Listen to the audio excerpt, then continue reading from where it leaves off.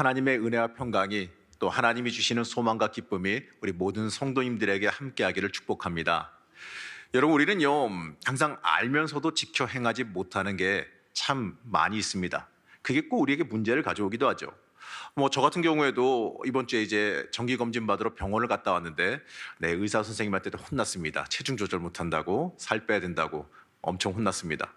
이 운동에서 체중 조절해야 된다는 건 다 알고 있는데 하지만 하지 못함으로 이 문제가 항상 발생을 하더라고요.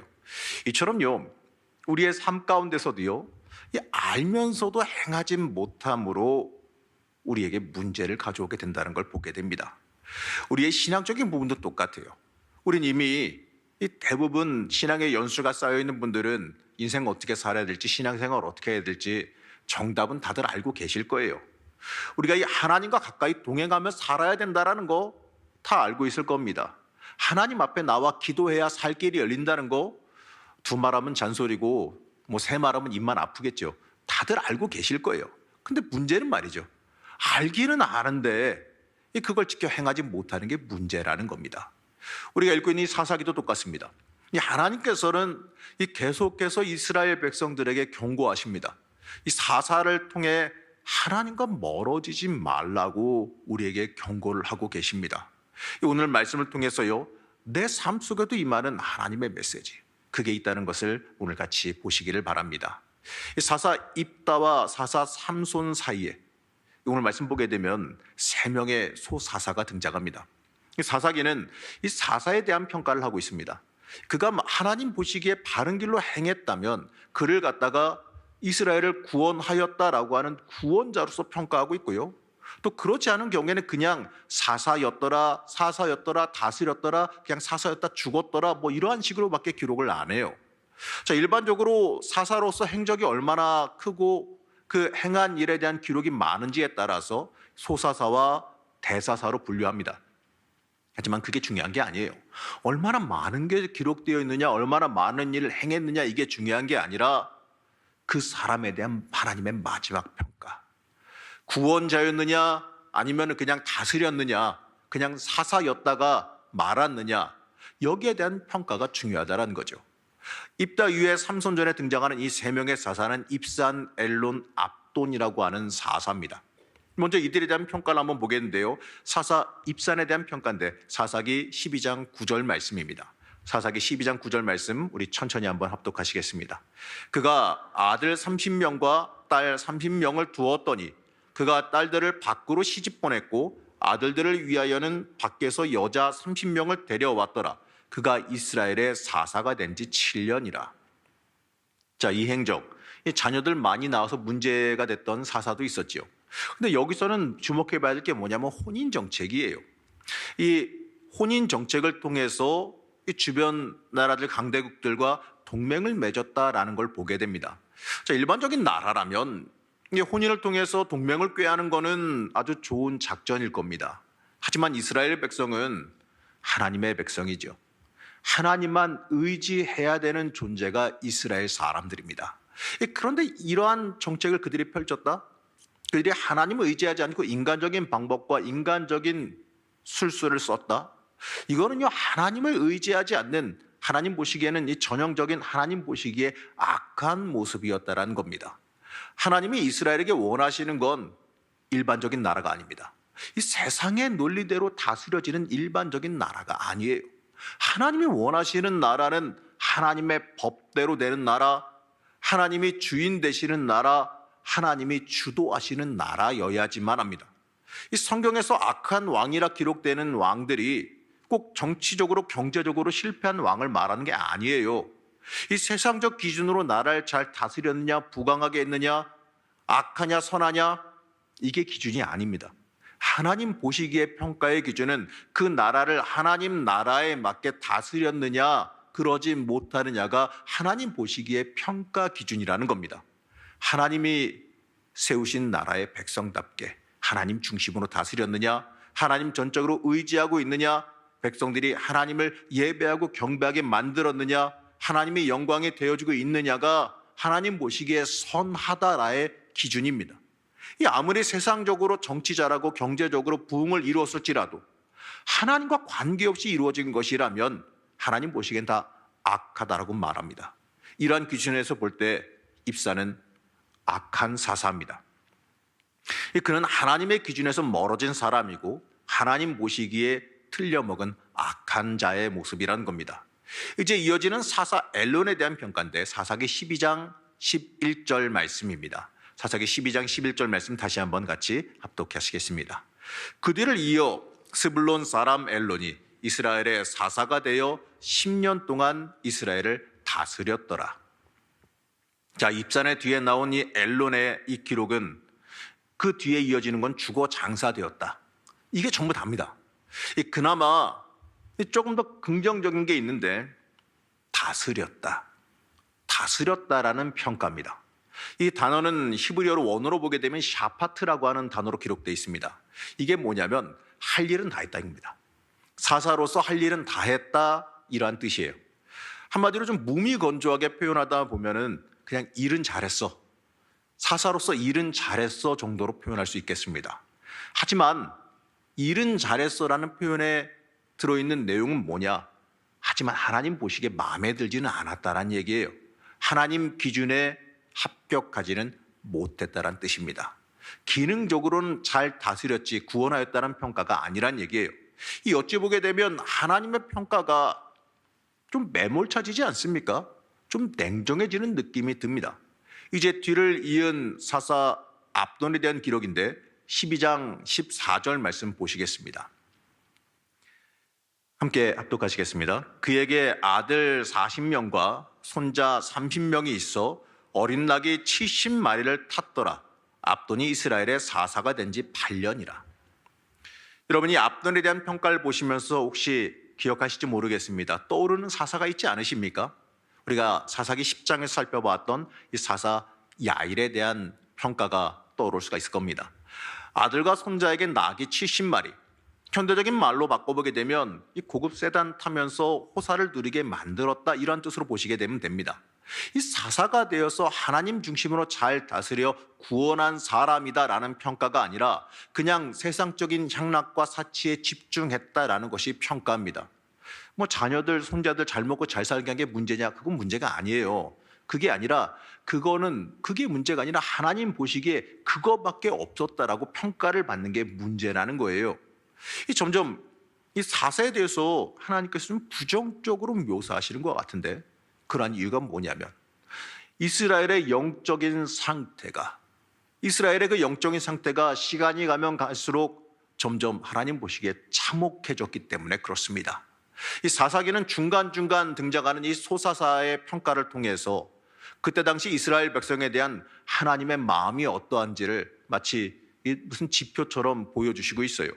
이 사사기의 이 전반적인 소사사에 대한 평가를 보게 되면 1세대 소사사인 삼갈은 굉장히 하나님 보시기에 긍정적으로 기록되어 있습니다. 구원자로서 그를 기록하고 있거든요. 근데 2세대 소사사는 긍정과 부정적인 평가가 반반이에요. 어떤 사사는 구원하였다, 어떤 사사는 다스렸다 이렇게 평가합니다. 그러나 이 3세대 소사사에 오게 되면 부정적인 이야기밖에 없습니다. 이 사사들이 점점 사사답지 못하고 이스라엘 백성은 점점 언약 백성의 모습을 잃어가고 있다는 거예요. 이 하나님의 언약에서 떠나 다시 돌아올 줄을 모른다는 거예요. 그럼에도 불구하고 하나님은 여전히 그 자리에 계시지요. 그들의 부르짖음이 약해져도 하나님은 그들을 버리거나 잊어버리지 않으시고 그들을 잊지 않고 구원해주고 계십니다. 이러한 이스라엘의 모습을 보면서 한 가지 떠오르는 게 있는데 언젠가 이 청년들과 함께 이 바닷가로 수련회를 갔던 기억이 있습니다.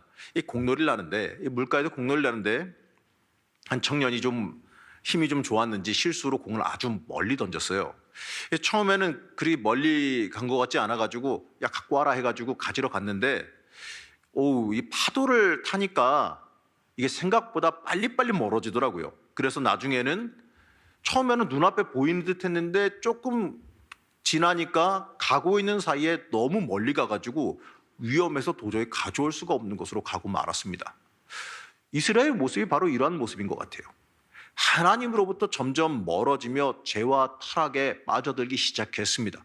그러다 보니까요, 도저히 하나님께 다시 돌아오지 못할 상황까지 가고 만 거예요. 우리는 이러한 모습에서 영적인 깨달음을 얻을 수가 있어야 됩니다. 여러분, 이런 말이 있습니다. 바늘 도둑이 소도둑 된다, 이런 말 있죠. 이 말은 죄가 계속되면 무뎌지다 보니까 더 큰 죄를 저지르게 된다라는 뜻입니다. 이스라엘이 처음에는 안타까워하며 하나님 앞에 회개의 눈물이라도 흘렸어요.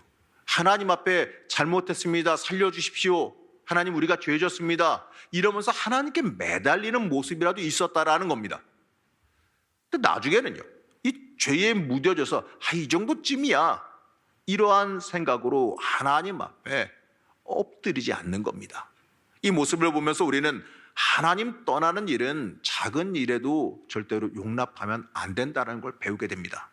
이 정도쯤이야 했던 것들, 물론 이 작은 거, 소소한 건 이 정도쯤이야 할 수 있겠죠. 그러나 그게 쌓이고 쌓이다 보면요, 이 정도쯤이야의 그 기준이 점점 넓어져요. 점점 내 죄에 대해서 나의 이 정도쯤이야의 그 기준이 점점 관대해지게 됩니다. 그러다 보면은 점점 하나님과 더 멀어지고 점점 돌아오지 못하는 길까지 가고 말게 된다는 거예요. 결국 그것들이 하나님과 끊어지게 만든다는 그 사실을 우리는 잊지 말아야 됩니다. 여러분, 그리스도인은 하나님 안에 있어야만 살 수 있다는 걸 잊지 마시기 바랍니다. 요한복음 15장 4절에서 5절 말씀입니다. 요한복음 15장 4절에서 5절 말씀, 우리 다 같이 천천히 한 목소리로 합독하시겠습니다. 내 안에 거하라, 나도 너희 안에 거하리라. 가지가 포도나무에 붙어 있지 아니하면 스스로 열매를 맺을 수 없음 같이 너희도 내 안에 있지 아니하면 그러하리라. 나는 포도나무여 너희는 가지라. 그가 내 안에, 내가 그 안에 거하면 사람이 열매를 많이 맺나니 나를 떠나서는 너희가 아무것도 할 수 없음이라. 여러분, 우리는 하나님 안에 있어야만 열매를 맺을 수 있습니다. 그 안에 있어야지만 우리의 인생의 존재 가치가 있게 되어지는 겁니다. 하나님 없이 우리의 삶은 존재할 수 없다는 사실을 잊지 마시기 바랍니다. 사사기는 계속해서 우리에게 일관된 같은 메시지를 전해줍니다. 너는 하나님의 사람임을 잊지 말아라, 바로 이 메시지입니다. 처음에는 점잖게 너는 하나님의 사람으로 부름 받았으니 이걸 잊지 않는 게 너의 복이다, 이렇게 말씀합니다.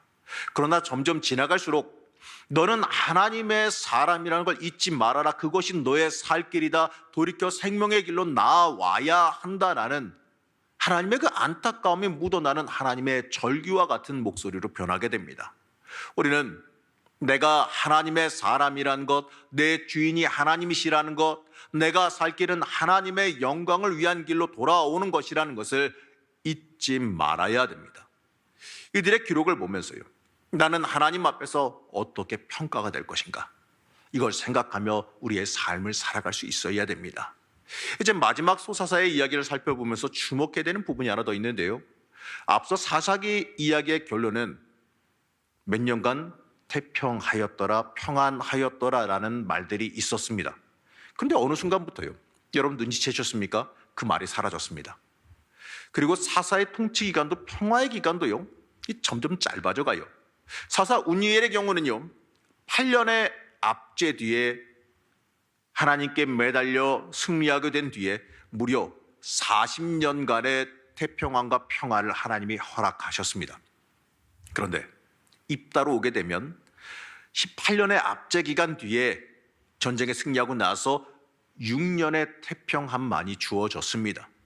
삼손으로 오게 되면 40년의 압제 기간 뒤에 태평함이 없어요. 평안이 없습니다. 점점 무엇인가가 잘못되어져 가고 있습니다. 이 적을 섬기던, 적에게 압제 당하던 그 시간과 하나님의 구원의 평안을 누리던 시간의 그 비율이 시간이 갈수록 점점 바뀌어져 가고 있다는 얘기예요. 이 적에게 매여 고난당하는 시간이 하나님이 주시는 평안을 누리는 시간보다 길어지고 있다는 얘기예요. 이건 여러분 굉장히 중요한 메시지입니다. 가나안의 통치를 받는 시간과 하나님의 통치를 경험하는 시간이 뒤바뀐다는 것을 이 메시지를 통해서 사사기는 중요한 메시지를 우리에게 전해줍니다. 바로 땅에 대한 고민이죠. 이스라엘이 살아간 땅은 어디입니까? 가나안 땅입니다. 하나님이 이스라엘에게 약속으로 주신 땅입니다. 그 약속을 의지해서 출애굽했고 광야를 지나왔고, 그리고 가나안 전쟁을 벌였고 결국에는 하나님의 능력과 하나님의 힘으로 그 땅을 차지했습니다. 이스라엘에게 안식을 약속한 땅이 그 땅이고 그 땅에서 복의 민족이 되리라고 축복한 땅이 바로 그 땅입니다. 사사기는 바로 그 안식을 주제로 합니다. 사사기의 마지막 사사인 삼손의 아버지 이름 여러분 혹시 뭔지 아십니까? 혹시 기억하실 분 계시나요? 우리가 그 아버지의 이름은 마노아라고 부르지요. 원어적으로 그 이름을 갖다가 해석해 보게 되면 그 마노아라는 이름은 안식이라는 이름입니다. 이 안식이 약속된 땅에서 안식을 누리지 못하는 이상한 이스라엘에 관한 이야기가 사사기라는 겁니다. 지금 너희들이 살아가고 있는 땅은 누구의 땅이냐? 하나님과의 약속은 어디 갔느냐? 누가 왜 이렇게 너희들을 만들었느냐? 사사기에는 이러한 메시지가 들어 있습니다. 여러분, 여러분의 삶도 마찬가지입니다. 여러분이 지금 살아가고 있는 인생의 땅도 하나님이 여러분에게 주신 땅입니다.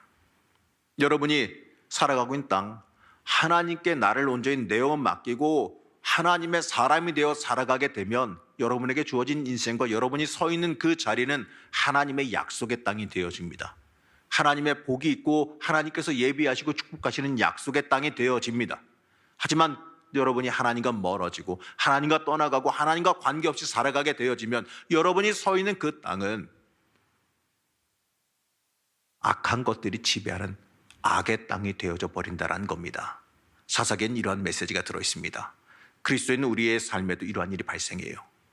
원하는 복은 없고 고통과 원망만 가득 찰 수가 있다는 거예요. 안식은 없고 끊임없이 다툼과 피곤함만 있고 기쁨은 없고 눈물만 가득한 삶이 될 수가 있다는 겁니다. 그러나 이 끔찍한 삶이 본래 약속된 그리스도인의 삶이 아니에요. 여러분 잊지 마십시오. 여러분 고난당하고 힘들고 어려움 겪으라고 여러분 이 땅에 보내신 거 아닙니다. 하나님께서 여러분 이 땅에 생명으로 보내신 이유는 하나님이 주시는 평안과 행복 누리라고 여러분 이 땅에 보내신 거예요. 여러분의 생명은 행복하라고 이 땅에 보내신 겁니다. 하나님이 주시는 행복과 하나님이 주시는 기쁨 누리라고 이 땅에 보내신 거예요. 근데 우리가 우리의 정체성을 잃어버리고 세상의 것들에 빠져들면서 하나님이 주시는 평안과 하나님이 주시는 행복을 받아 누리지 못한다라는 게 우리의 인생의 가장 큰 문제라는 겁니다. 여러분, 우리가 복음을 위해서 특별하게 고난을 당한다거나 신앙 때문에 직장에서 핍박을 당하는 것도 아닌데 이 끊임없이 이 삶에 피곤하고 문제는 계속 발생하고 마음이 메말라서 행복한 예배를 드릴 수가 없다면 여러분 그건 뭔가 잘못된 겁니다. 이 복음 때문에 핍박받는 신앙의 선배들의 이야기 다들 아시지요? 우리나라 이 조선시대를 보더라도요 수많은 순교자들의 이야기가 있었습니다. 근데 그들의 이 순교자들의 그 순간을 보게 되면 이 순교 순간까지도 영적인 안식을 누렸어요. 그 사람들은. 그걸 보게 되면 이 안식과 평안 없는 삶은 우리가 지금 살아가는 삶 속에서 뭔가 잘못됐다는 거예요. 누가 여러분들 순교하라고 몰아붙이는 것도 아니고 누가 여러분들 삶을 갖다가 하나님을 위해서 무조건적인 고난과 헌신 이런 걸 요구하는 것도 아니지 않습니까? 그런데도 불구하고 내가 이 땅을 살아가면서 하나님이 주시는 평안과 하나님이 주시는 안식을 누리지 못하고 살아간다는 건 한번 생각해 보시기 바랍니다. 내가 무엇인가 잘못되었구나. 한번 생각해 보시기 바랍니다.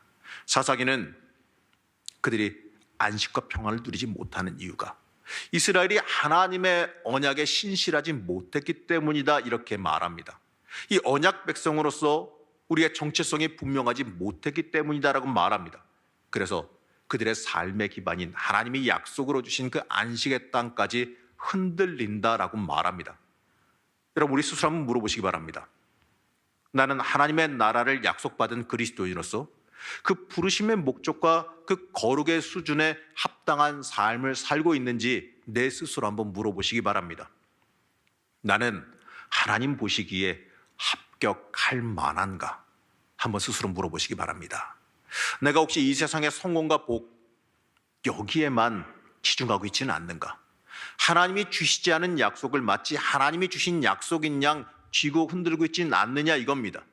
하나님은 이 세상에서의 축복을 약속으로 주시지 않았어요. 이 땅의 복이 영화만을 약속하시지 않았습니다. 이 땅에서의 복은 하나님의 일을 하기 위해 필요하다 여겨주시면 제한 없이 부어주십니다. 그것 자체가 하나님의 약속이 아니에요. 그게 목적이 아니란 얘기입니다. 세상에 복이 없다라는 게 아니라 세상의 복이 여러분의 인생의 목적이 아니라는 겁니다. 하나님의 약속은 하나님의 나라, 예수 그리스도의 나라입니다. 이 땅이 하나님의 나라가 되게끔 만들어야 되고 여러분이 결국에 저 천국 백성으로서 저 하나님 나라에 들어가는 게 그게 진짜 복이에요. 그걸 누리고 살아가야지 그게 아니라 세상의 것에 눈이 멀어서는 안 된다는 얘기예요.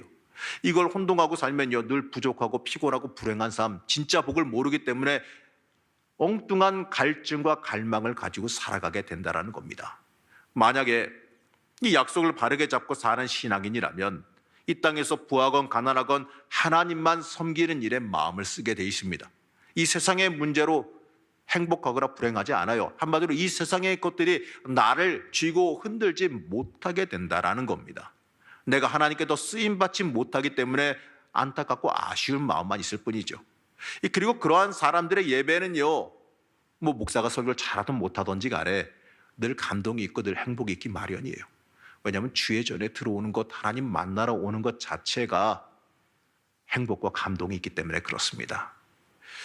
뭐 그렇다고 제가 설교를 열심히 안 준비하겠다는 건 아니에요. 열심히 준비하겠습니다. 좀 제가 오래전에 이 청년부 사역을 맡아서 하던 때 이야기가 있는데 당시에 한 20년 전 이야기니까 지금이랑 좀 세대가 좀 애들이 좀 다르죠.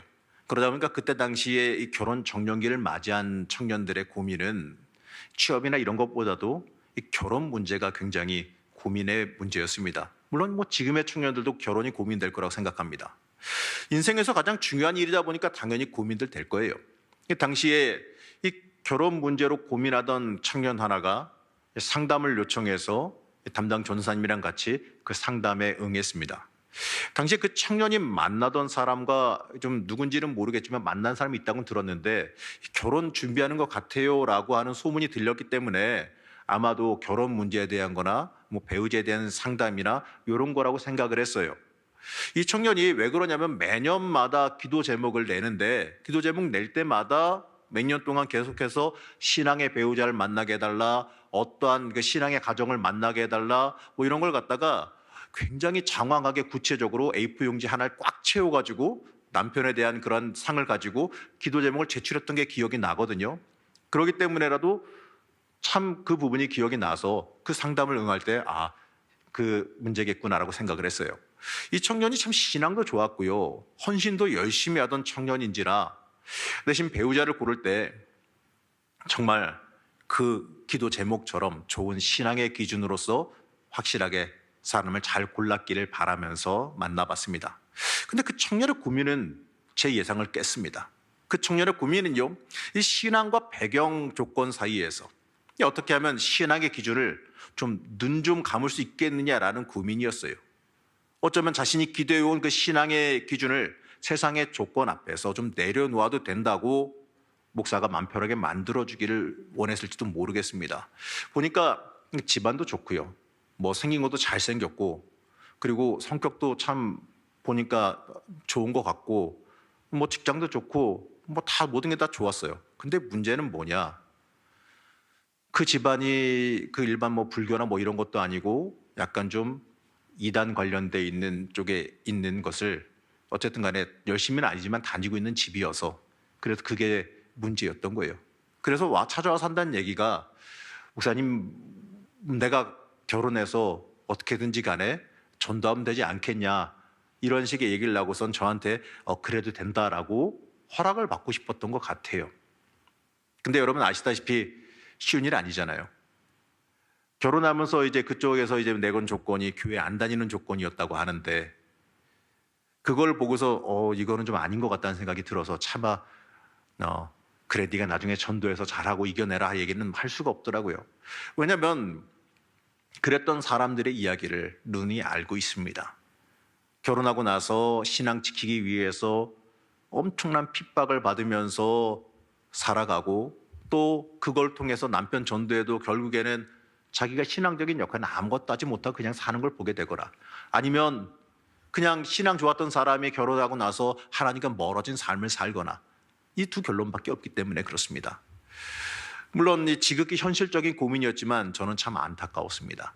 이 신앙인으로서 믿음으로 살아가야 된다라고 그렇게 말하면서도, 그렇게 고백하면서도, 이 배우자를 놓고 그렇게 오랫동안 기도해 왔으면서도 그 기도가 결국엔 이 세상적인 조건 충족하자는 그 인간적인 욕심 아니었나라는 안타까운 생각이 들었습니다. 우린요, 종종 믿음으로 살아가야 된다고 말하면서도요, 막상 본인의 자녀를 결혼시키거나 또는 이 신앙이 기준이 되는 것이 아니라 이 배경과 직업을 최우선으로 삼는 경우, 어떻게 보면 조건을 최우선으로 삼는 경우도 종종 보게 돼요. 이러한 이중성은요, 바로 세상을 사랑하는 마음밖에 되지 않습니다. 말로는 하나님의 나라를 외치면서도 결정적인 결론의 순간, 결정적인 선택의 순간에 이 세상을 추구하는 것밖에 되지 않아요. 궁금하시겠죠? 그 청년 결국에는요, 그 사람이랑 결혼하고 인천으로 이사를 갔는데 나중에 듣기로는 그 뒤로는 교회를 못 나가고 있다라고 듣고 있고요. 나중에는 좀 가정 상태도 안 좋아졌다는 얘기를 전해 듣기는 했습니다. 그 다음에 저도 모르겠어요. 이러한 것이요, 예견됐던 결론이에요. 안타까운 얘기입니다. 우리가 이러한 하나님, 세상, 여기에서 하나님을 붙잡지 못하는 이러한 이중성은 바로 세상을 사랑하는 마음밖에 되지 않아요. 말로는 하나님의 나라를 외치면서도 세상을 추구하는 것밖에 되지 않습니다. 이 세상의 약속으로 자신을 채우려고 하는 그 사람에게는 하나님은 하나님의 약속을 주지 않으십니다. 여기에 대해서 예수님이 이렇게 말씀하시는데, 누가복음 9장 62절과 누가복음 16장 13절 말씀입니다. 먼저 누가복음 9장 26절 말씀이네요. 26절 함께 합독하시겠습니다. 예수께서 이르시되 손에 쟁기를 잡고 뒤를 돌아보는 자는 하나님의 나라에 합당하지 아니하니라 하시니라. 그 다음에 누가복음 16장 13절 말씀 함께 보시겠습니다. 지파인이 두 주인을 섬길 수 없나니 혹 이를 미워하고 저를 사랑하거나 혹 이를 중히 여기고 저를 경히 여길 것임이니라. 너희는 하나님과 재물을 겸하여 섬길 수 없느니라. 앞서 봤던 그 소사사, 오늘 봤던 그 세 명의 사사들의 평가를 보면서 우리는 하나님 안에 거할 때, 우리가 하나님 안에 있을 때, 그때 우리가 인생에 가치가 있어진다는 그 사실을 살펴봤습니다. 여러분, 하나님께 자꾸 멀어지게 되면, 타협을 하게 되면 결국 이 돌이킬 수 없는 데까지 가게 된다는 걸 보시기 바랍니다. 사랑하는 성도 여러분 무엇을 위해서 살아가십니까? 우리는 무엇을 붙잡고 살아가야 될까요? 우리는 왜 이 땅에서 그리스도인으로 살아갑니까? 세상의 약속을 포기할 때 하나님은 하나님의 약속으로서 우리에게 다가오십니다. 우리가 세상의 것 내려놓을 때, 내가 포기할 때, 그때 하나님이 역사하시기 시작합니다. 내가 이게 내려질 때, 그때 성령께서 움직이십니다. 여러분, 하나님 앞에 내 욕심을 내려놓으시기 바랍니다. 우리가 하나님 나라가 되게 만들어야 돼요. 우리가 이 땅에서 하나님의 나라를 이루는 사람들이 돼야 됩니다. 우리의 믿음과 삶이 그걸 결정하는 겁니다. 우리는 우리의 인생을 어떻게 고백해야 될까요? 물론 여러분, 결정이 쉽지 않을 겁니다. 하지만 여러분도 알고 계시다시피 이미 결론은 나와 있지요. 우리의 결단만 남았습니다. 이 땅에서 여러분, 하나님의 사람으로 굳건히 서시길 축복합니다. 하나님의 사람으로 서시기 위해서 이 땅에서 선한 싸움 싸우며 그 싸움 승리하며 살아가시길 축복합니다. 하나님 앞에서 하나님의 사람으로 구별되어 하나님이 주시는 능력과 하나님의 역사를 체험하며 살아가시는 귀한 주의 자녀 되시기를 시간 간절히 축복합니다. 잠시 기도하겠습니다. 우리를 사랑하시며 바르게 인도하길 원하시는 하나님, 우리가 하나님의 인도하심 앞에 철저히 순종하며 나아가길 원합니다. 하지만 우리가 이 때때로 세상의 이득 앞에서 알면서도 타협을 선택하고 있지는 않은지 다시 한번 돌아보길 원합니다. 이 땅을 살면서 그리스도인으로서 올바른 길, 믿음의 길을 선택하며 살아가게 허락하여 주시옵소서. 세상과 타협하지 않게 하여 주옵시고 하나님의 사람으로 참된 복의 길을 걸어가게 하여 주시옵소서. 하나님, 이번 한 주간 살아가면서 하나님의 사람으로 굳건히 서길 원하오며 거룩하신 예수님의 이름으로 간절히 기도드렸습니다. 아멘. 찬송가 320장 함께 찬양하시겠습니다.